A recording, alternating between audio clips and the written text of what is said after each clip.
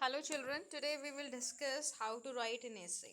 Though this is the topic must have been taught in your previous classes, but yes, we need to revise the things so that we can have a better understanding for the particular topic.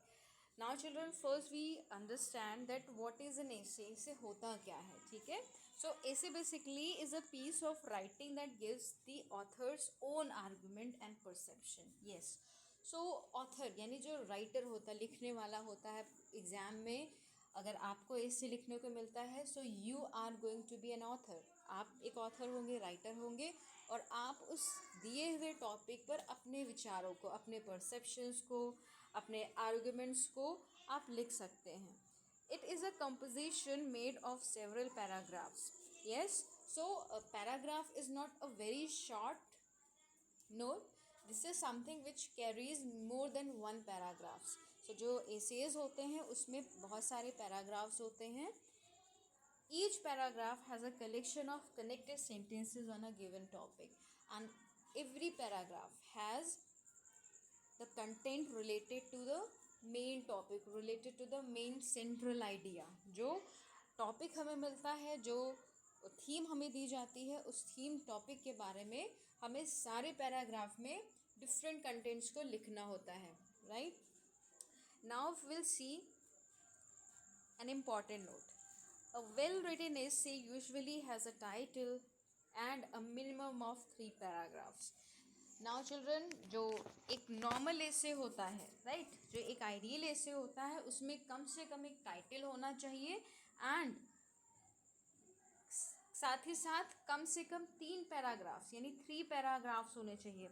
अब children, you should not have any doubt related to paragraph writing. I had already told you that how to write a paragraph in the last class. ठीक है, तो paragraph कैसे लिखना है. Paragraph we know कम से कम 3 to 8 lines का होना चाहिए एक पैराग्राफ. अब ऐसे में कम से कम 3 पैराग्राफ्स होने चाहिए. It means this essay is going to be a lengthy paragraph और अ लेंदी नोट. राइट, अब आते हैं what is the format of an essay. essay का फॉर्मेट क्या होता है, किस तरीके से हम essay को लिखते हैं. तो सबसे पहले essay लिखने के लिए we should have a title. हमारे पास एक टाइटल होना चाहिए, एक थीम होनी चाहिए जो कि हमारा एग्जामिनर हमें देता है. अब आते हैं इंट्रोडक्शन.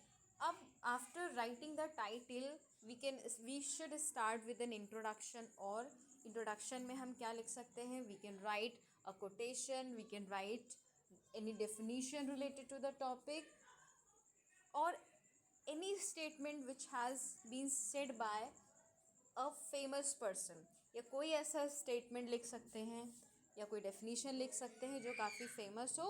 और one more thing children, you can do if you are a good reader or regular reader, so definitely you will be having or you must be having some ideas related to a topic. तो आप ऐसा नहीं है कि कोई bookish definition लिखो, bookish quotation लिखो. You can form your own definition in your words. आप अपनी खुद की डेफिनीशन फॉर्म कर सकते हो. फॉर एग्ज़ाम्पल, अगर हमारा टॉपिक है अर्थ, ठीक है, अर्थ वी नो, अर्थ जहाँ पर हम रहते हैं, अर्थ इज़ अ प्लैनेट जहाँ पर हम रहते हैं. ठीक है, अब सपोज़ आपको ऐसे लिखना है अर्थ के बारे में और टाइटल आपका अर्थ हो गया. अब आपको इंट्रोडक्शन लिखना है अर्थ के बारे में. So you can start like this, that earth is the only planet where we all can live. ठीक है, अब ये लाइन अगर आपने लिख दी in the beginning, in the introduction, so definitely somewhere it will be a catchy line to draw the examiner's attention. ठीक है, सो इंट्रोडक्शन में कम से कम 3 से 4 लाइन आपको लिखनी चाहिए. व्हाट इज़ माय परसेप्शन, जो मेरा मानना है. Then comes body. Body of an essay. essay की बॉडी क्या होती है. बॉडी का मतलब होता है जो मेन पार्ट होता है essay का, जो बहुत सारी बातें बताएगा essay के बारे में. अब हम बॉडी के अंदर क्या क्या लिख सकते हैं. बॉडी के अंदर children we can talk about the cause. हम किसी भी टॉपिक के कॉज के बारे में, किसी मुद्दे के कॉज यानी उसके कारण क्या है, we can talk about the results, उसके परिणाम क्या होते हैं, हम उसके सॉल्यूशंस को डिस्कस कर सकते हैं, and then we can talk about the problems. ठीक है, so body basically covers all the major points of the topic का जो मेजर पॉइंट है, लेट्स से अर्थ के बारे में हमें लिखना है, राइट. सो अर्थ की इम्पोर्टेंस क्या है, वी नो सारी इम्पोर्टेंस क्या होते हैं, उसके फ़ायदे क्या क्या हैं. ठीक है, कि अर्थ में हम रह सकते हैं, वहाँ पर एनिमल्स होते हैं और उनके कोऑपरेशन से, और इवन जो हमारे जैसे ही ह्यूमन बींग्स होते हैं उनके कोऑपरेशन से हम लाइफ को आसानी से जी सकते हैं. देन अर्थ ही हमें खाना ही कहीं ना कहीं डायरेक्ट सोर्स होती है फूड का. अगर अर्थ नहीं होगी हम खेती बाड़ी नहीं करेंगे और फाइनली हमें फिर खाना भी नहीं मिलेगा. सो अर्थ का ये भी फ़ायदा है that it gives us it gives us food, and then water भी इसी पर अवेलेबल है इसलिए हम जी पाते हैं, और कहीं प्लानट पे तो वाटर भी नहीं है. ठीक है, and then we can talk about the problems earth से रिलेटेड क्या क्या हो सकती हैं.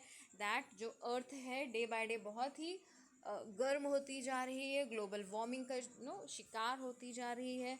फिर वाटर का जो लेवल है डे बाय डे इंक्रीज़ हो रहा है बिकॉज ऑफ मेल्टिंग ग्लेशियर्स. ठीक है, और फिर अर्थ के बारे में हम ये भी बता सकते हैं कि अर्थ में कभी कभी ड्रॉट यानी सूखा पड़ जाता है, कभी फ्लड आ जाती है, तो इसके रीजंस क्या क्या होते हैं. ठीक है, तो ये सारी प्रॉब्लम्स हैं अर्थ के. अर्थ को बहुत ज़्यादा एक्सप्लॉइट ह्यूमन कर रहे हैं लोग. अर्थ की जो मेन नीड होती है दैट इज़ ट्री. पेड़ की वजह से एक अर्थ ज़िंदा होती है, और इस अर्थ पर से हम पेड़ों को काट रहे हैं. This is going to be the major cause of destruction of this earth. ठीक है, तो हम इसकी प्रॉब्लम्स को डिस्कस कर सकते हैं बॉडी में. फिर हम डिस्कस कर सकते हैं what are the solutions to save the earth. Earth को सेव करने के लिए क्या क्या सॉल्यूशंस हो सकते हैं. अब हम अर्थ को कैसे सेव कर सकते हैं, बाय प्लांटिंग द ट्रीज़. और हम क्या कर सकते हैं, by saving the water, by saving animals, right, और by using very less machines. हम machines को काफ़ी कम इस्तेमाल करके हम अर्थ को हेल्प कर सकते हैं, क्योंकि nowadays the problem which this earth has been facing for a long period is this global warming क्या होती है, जो अर्थ है अब काफ़ी गर्म होती जा रही है, जिसकी वजह से बहुत सारी प्रॉब्लम्स हम अपनी अर्थ पे देखने को हमें मिल रही हैं. लेट्स से अभी this is the month of October and still we are facing summers और we are facing hot weathers. Why? Because of the global warming. ये जो गर्मी पड़ रही है इस टाइम, आज के कुछ समय अगर कुछ सालों पहले चले जाएं तो इस टाइम जो सीज़न होता था काफ़ी सुहावना हो जाता था, मॉडरेटेड हो जाता था, एंड हम कहीं ना कहीं फ़ैन का इस्तेमाल, एसी का इस्तेमाल, कूलर का इस्तेमाल करना काफ़ी हद तक बंद कर देते थे. But nowadays the situation is that we can not stop us using fan and all. हमें हर चीज़ यूज़ करनी पड़ रही है because the weather is so hot still in this October month. ठीक है, तो ये सोल्यूशन क्या हो सकता है कि हम ग्लोबल वार्मिंग को कम करें by using very less amount of electronic appliances. जो हम घर में मशीन्स यूज़ करते हैं, एसी यूज़ करते हैं, रेफ्रिजरेटर यूज़ करते हैं, राइट. ये सारी चीज़ें हमारे वेदर को और गर्म करती हैं. ठीक है, फिर उसके अलावा फैक्ट्री में जो पानी होता है वो गंदा पानी होता है, देन उसमें एयर पोल्यूशन होता है. तो बहुत सारी चीज़ों की, मशीनों की वजह से, मशीनों के इस्तेमाल की वजह से हमारी धरती डे बाय डे पुअर होती जा रही और डे बाय डे एक्सप्लॉइटेड होती जा रही है, यानी उसका शोषण होता जा रहा है. अब इन सब के बाद ये सारी बातें हमने बॉडी के अंदर लिखी, ऐसे की बॉडी के अंदर, एंड सबसे लास्ट में we are going to write about the conclusion. यानी क्या आपने कंक्लूड करा, आपका सार क्या निकला, यानी समरी ऑफ द टॉपिक आप लिख सकते हैं इसमें.